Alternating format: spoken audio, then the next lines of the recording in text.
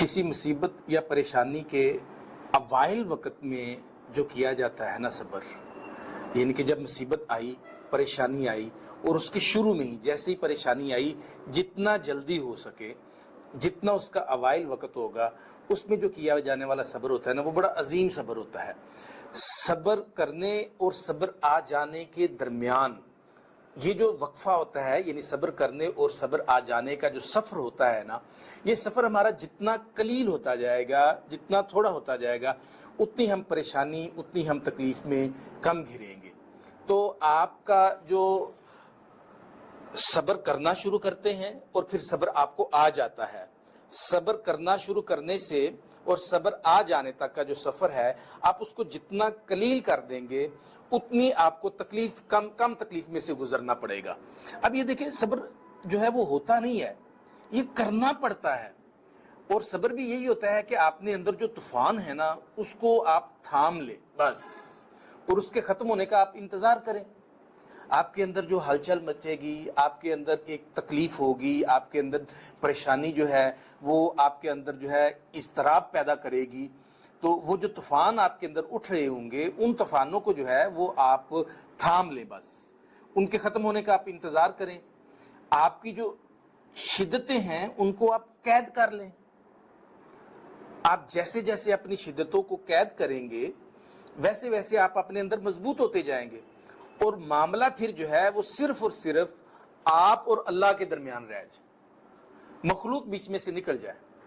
آپ کو کسی مخلوق نے، کسی انسان نے کوئی تکلیف دی ہے، پریشانی دی ہے، اس تکلیف اور پریشانی کی وجہ سے آپ کے اندر طوفان برپا ہو گئے ہیں، آپ اضطراب کا شکار ہیں، آپ پریشانی میں مبتلا ہیں، تو پھر جب آپ صبر کر لیتے ہیں تو اس وقت پھر آپ اور آپ کے درمیان اللہ رہ جاتا ہے، اور اس کے درمیان سب چیزیں نکل جاتی ہیں۔ آپ اس کو درگزر کر دیتے ہیں، بھول جاتے ہیں، معاف کر دیتے ہیں، آپ اس کو چھوڑ دیتے ہیں۔ تو بس یہی کام کرنا ہے کہ آپ نے صبر جب کرنا ہے اور جو آپ کو صبر آنا ہے، اس کے درمیان جو سفر ہے اس کو اپنے قلیل کرنا ہے، وہی تکلیف دہ ہوتا ہے۔ جتنا وہ آپ کا سفر جو ہے وہ قلیل ہوتا جائے گا، اتنا آپ لوگ سہولت میں آ جائیں گے، آسانی میں آ جائیں گے، پریشانی آپ کی ختم ہو جائے گی، آپ کا سٹریس ریلیز ہو جائے گا، آپ کمفرٹ لیول پہ آ جائیں گے۔ بس آپ خاموش ہو جایا کریں، سہ جایا کریں، جھک جایا کریں، مان لیا کریں، عاجزی کو اختیار کر لیا کریں۔ عاجزی اللہ کو بہت ہی محبوب ہے، بہت ہی پیاری ہے۔ آپ اپنا آپ منوانا چھوڑ دیں، کسی پہ لازم نہ کریں اپنی بات کو منوانا۔ آپ بدلہ لینے کی جو آپ کے اندر ایک خواہش پیدا ہوتی ہے، اس کو وہیں مار دیں۔ آپ یہ ساری چیزیں ختم کر دیں۔ آپ یوں کر لیں کہ آپ نے نہ بس روزہ رکھ لینا ہے، جب آپ نے روزہ رکھ لیا تو اسی تسلی کے ساتھ کہ مغرب کی اذان ہونی ہے، تو وہ جو مغرب کی اذان ہے وہ وقت ہے جب آپ کو صبر آ چکا ہوتا ہے۔ تو جیسے ہی صبر آ چکا ہوتا ہے تو اللہ کی مدد آ جاتی ہے، ان اللہ مع الصابرین، اللہ پھر آپ کے ساتھ ہو جاتا ہے۔ تو آپ نے چپ کا روزہ رکھ لینا ہے، آپ نے خاموشی کا روزہ رکھ لینا ہے، آپ نے درگزر کا روزہ رکھ لینا ہے، آپ نے اگنور کرنا ہے، آپ نے چیزوں کو چھوڑ دینا ہے، آپ نے معاملات کو اپنی لپیٹ میں نہیں لینا۔ تو جیسے آپ کریں گے آپ ریلیکس ہو جائیں گے، اور آپ جیسے ہی عاجزی اختیار کرتے ہیں تو اللہ کی نظر میں آپ معتبر ہو جاتے ہیں۔ اگر خدا تمہیں دینے میں دیر کر رہا ہے تو یہ سمجھ لیں کہ اللہ تعالیٰ کو آپ کا مانگنا جو ہے وہ پسند آ گیا ہے۔ تو جب آپ کا مانگنا اللہ کو پسند آ گیا ہے تو آپ بھی اللہ کو پسند آ گئے ہیں۔